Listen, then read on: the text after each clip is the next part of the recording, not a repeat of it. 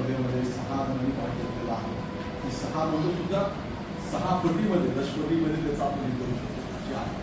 आणि परीक्षक म्हणून आपण ती निवडलेली आहे. त्याच्यामध्ये बिरादार सर आणि टोटळे सर होते. टोटळे सरांचं तर जाणून परीक्षा यासाठी मी केलं होतं की विद्यार्थी त्याला विद्यार्थी आज ते आमच्या सोबत राहतो आणि आम्हाला त्याचा अभिमान आहे की तो विद्यार्थी असा विद्यार्थी होता की घरी तयारी करून आलेला असं नाही. भाषण स्पर्धा असायची, अशी स्पर्धा असायच्या.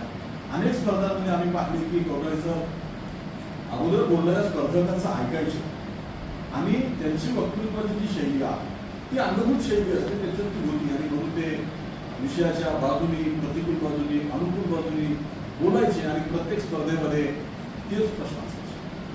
आणि मग काही वेळेस परीक्षकांना विचार करावा लागायचा की कवळे जाताच किती वेळेस प्रश्न काढायचा आता माझ्या कसरत करायचे मागच्या स्पर्धेत आता येतो प्रश्न आणि मला असं नसतं की जो बोललाय ना विषय ज्ञान कमी असेल पण भाषा शैली अतिशय चांगली आहे. श्रोत्यांवर त्यांनी अत्यंत प्रभावीपणे पकड मिळवलेली आहे. त्यांनी सांगितलं तुम्हाला विषय प्रवेश कसा केला. तुम्ही सुद्धा काही कोटेशन वापरले गाणी सांगितलं पाहिजे. आसमान ते छेद होत आहे तुम्ही भेटलं पाहिजे आहे का म्हणजे असं असणार नाही असं तुम्हाला वाटलं पाहिजे. कुठली कविता असेल, गझल असेल एखादी सुरेश भटाची वगैरे ती तुम्ही म्हणून दाखवली पाहिजे की कळले मला रे आता हा माझा वसंत नाही आहे का म्हणजे संविधानाची अपेक्षा पूर्ण होत नाही. सुरेश भटाची गझल ऐकलं की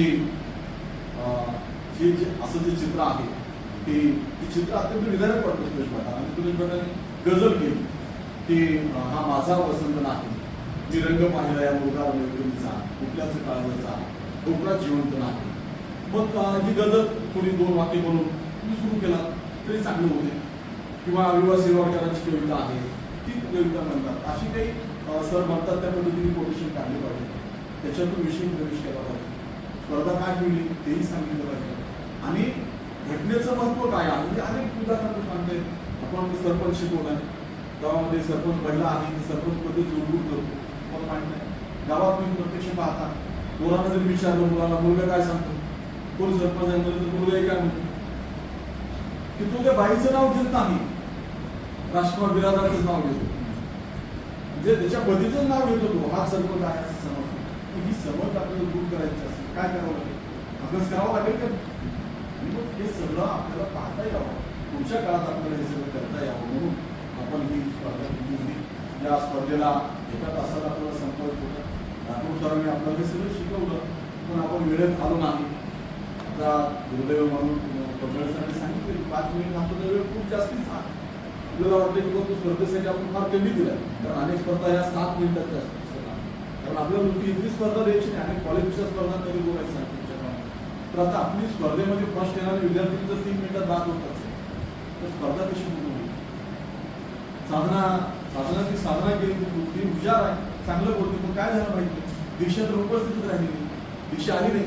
दीक्षा कुठे गेली दीक्षा ही नाही तर आंबेडकरांची दीक्षा आहे दीक्षा दीक्षा घेतली ती अशी गणगणित आंबेडकर बोलते. आंबेडकर जरी बोलली तरी ते स्पर्धा पूर्ण झाली ती आली पण आता श्रद्धा दिसायली. हां तर आपण समारोप जरी झाला असला तरी आपण श्रद्धा नागरगोजे उपस्थित झालेली आहे. आपण तिला ती बाहेर गावून येते